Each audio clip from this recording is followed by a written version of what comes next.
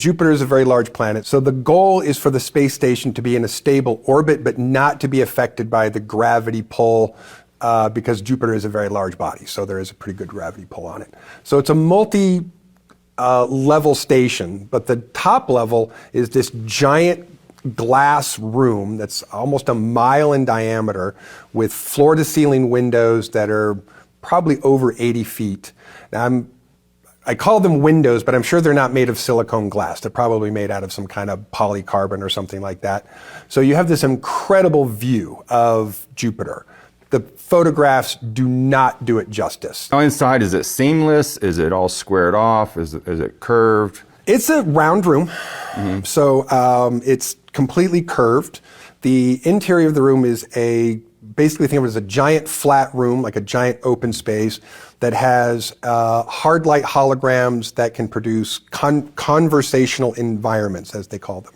So a conversational environment can be as simple as a table with chairs on either side, or depending on any specific environmental needs that someone may need, you could have a table with chairs on one side and maybe even a large cube on the other side of the table with a different gaseous or even aqueous environment if the species in question has to function there.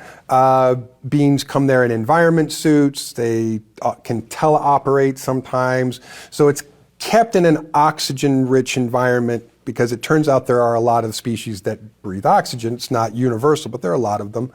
So creates these hard light conversational environments all over the room. I've never been in that room when there were less than several hundred conversations going on at any given time. Remember, this is like a mile in diameter. It's absolutely huge. The smallest species that I have ever seen in this room having a conversation with someone was probably about that tall. Largest species I've ever seen in this room was closer to 60, 65 feet tall. What do they look like?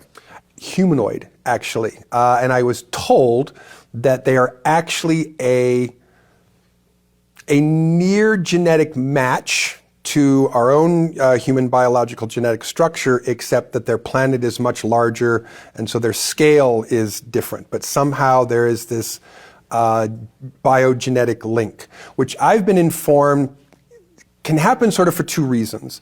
One, there may be a common biological ancestor or a common biological manipulator of that species, since we know that there are advanced species that go around manipulating planets and genetics of species all over the place and leave their fingerprints behind all the time. It also turns out that for some unknown reason, the universe replicates success. So it's possible to find a biological species on a planet that's at the other end of the galaxy, or even in another galaxy, that's such a close match, but with no common ancestor whatsoever. And the only conclusion that our best scientists can come up with is that nature replicates successful patterns, and that somehow nature decided, well, there's a successful pattern way over here somewhere. We're just going to evolve that pattern here. I'm not sure if that's morphogenic fields or something else. It's not my area.